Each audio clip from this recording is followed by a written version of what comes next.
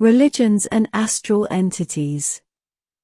Hello, I hope you are all doing all right. Thank you for being here with me again. My name is Mari Swaruu.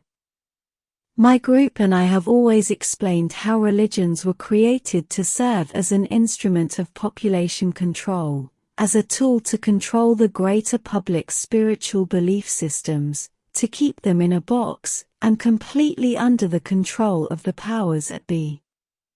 The religious belief systems are carefully crafted to guide, and even force the public spirituality to adapt and conform perfectly to what the controllers in power want, all to be able to exploit the population as efficiently as possible, while at the same time keeping them in submission as much as possible, so they are not a threat to the ones in power.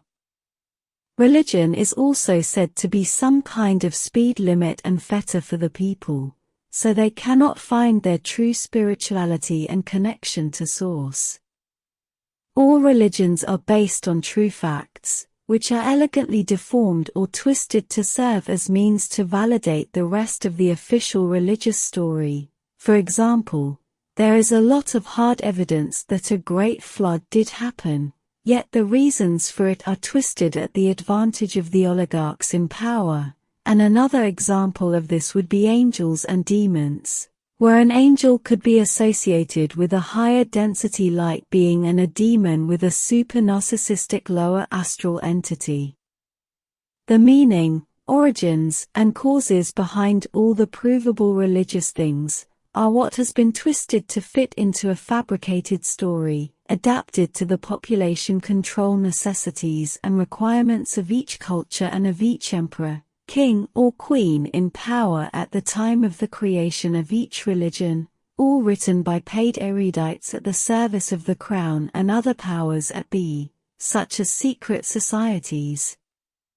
And these religious stories are even adapted to the requirements of each moment in time, to fit into the prevailing mentality of the population they are meant to control. For example, much of the New Age movement is basically the same old religious story, but with a twist: flying saucers and super-idealized, physically perfect people, who supposedly will altruistically save humanity from all things evil.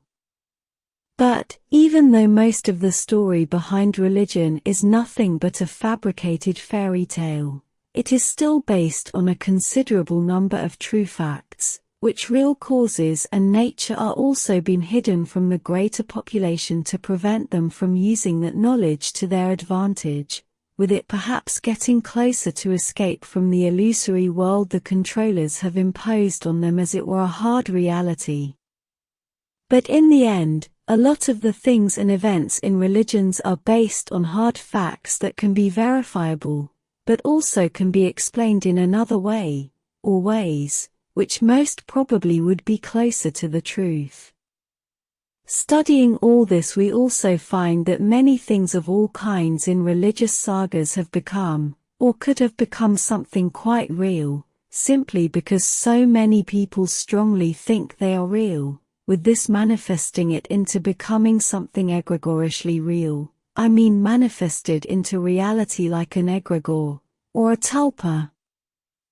With this, I'm not saying that this or that religious avatar or every character in the story becomes, or has become real, although in the minds of the most fervent followers, they are unquestionably very real. It is most probably the case that many religious avatars or characters could have existed in reality, yet their life story, capacity, or attributes may be heavily deformed to the advantage of the religious story, to use them, much like when someone is idealized because of the idea associated with that person, and not for who he or she really is. A very large part of the core religious teaching is based on the knowledge of other belief systems that were in place before, so although many of the core teachings can be traced back in time, for example, a lot of the New Testament is based on Marcus Aurelius Stoicism as well as on Buddhist teachings, but there is still a very large bulk of religious stories and base principles, which origins cannot be traced, and are lost in the midst of time. All strong belief systems are the base formation of the matrix on Earth and how it is created. They are the base rules of what is possible and what is not, as well as the explanation, or reason for why things exist and are as they are. All the agreements between the souls that are incarnated, and their perceptions, awareness, and ideas, are the ones that create the matrix, through the collective unconscious. In other words, the people and their ideas, attachments and level of awareness are the matrix itself. People don't live in a matrix, or only as an illusion. Everything is a reflection of who they are, collectively and individually. But those ideas, attachments and concepts and the matrix they are creating, don't end at death as they take who they are to the afterlife, also creating another astral matrix in the lower astral, if they get stuck there because of their attachments and ideas. Also, the lower astral and every creature and entity that lives in it are so close to the material world, that they manifest the so-called lower astral realm that is intertwined or intermeshed with the world of the living.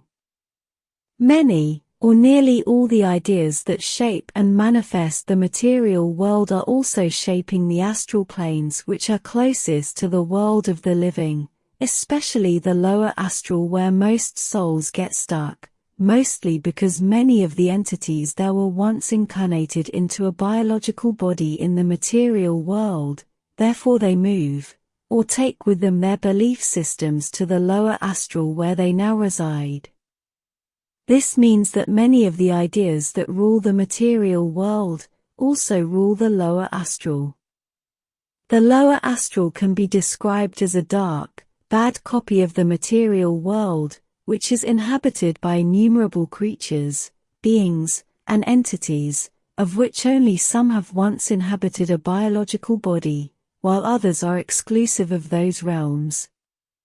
Some have 1 foot in each realm. As there is no clear boundary between them, it is blurry, and this is the case of many of the so-called elemental creatures such as goblins, elves, and fairies, among many others, as well as a long list of cryptozoological animals and other creatures.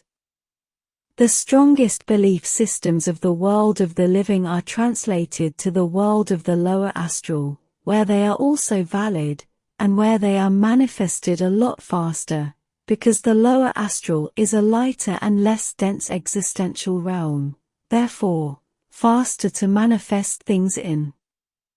And important to say, that the lower astral is not functioning with the same linear time perception as in the world of the living, as time there is less linear or only while observing one or another specific event, unlike the material world. Many disincarnates, lost souls, many of which may be stuck there because of their own limiting belief systems, and fear of punishment for their wrongdoings when they were alive, are strongly attached to religious dogma, and this most often is the case of many of the narcissistic entities which are classified as demons. Many creatures and entities there are very old from the point of view of the material world, and this means that many may still remember, and are attached to older belief systems, of which the strongest are the religious ones. This is the reason why religious procedures and spells, such as the ones found in exorcisms, do work on many demons and other negative entities, but not on all. As there are religious beliefs on the side of the living, so are they on the astral side, where they are a lot stronger simply because of the lighter, less material existential density there. This causes spells and religious commands to strongly affect those lower astral entities much stronger than in the material world, to the point where they can be damaged, or expelled from a place or a person with an entity infestation problem, for example, a possession. So even though religions are mostly false, as they were created artificially by mixing older concepts and independently verifiable facts, mixed and glued together with a lot of lies, they become quite real to those who strongly believe in them, and this is especially the case with souls and entities in the lower astral who are subscribed to those religions and their concepts. The same matrix that exists on the side of the living, exists as well in a similar version on the side of the astral, as well as all that defines it, where it is manifested a lot faster to whoever, or whatever is there. When a strongly narcissistic and especially cruel person dies, chances are that they will become a demon on the other side. When a strong exorcist spell and command is imposed on them, it is their belief systems, combined with the much faster manifestation speed of the lighter existential realm, which will affect them, probably expelling them. Many strong spells invoke even older base principles that define how reality works, triggering collective unconscious responses that manifest rapidly there, also expelling or neutralizing the negative entity or entities who are related to them.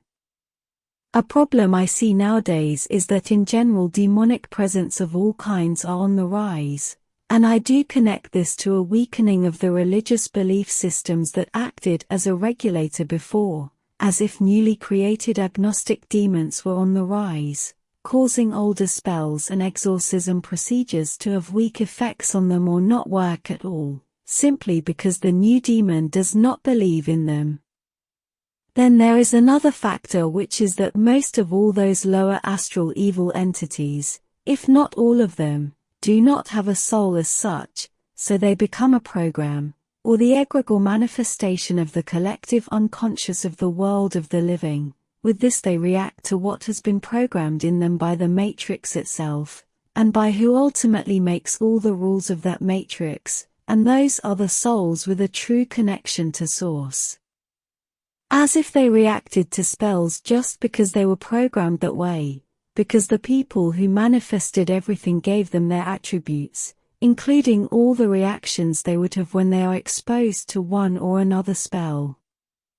In short, even though religions may be largely false, and in other cases completely false, from one or another more expanded point of view, they are still quite effective against entity infestations and demonic possessions, and in many cases may be the only option or way to get rid of them.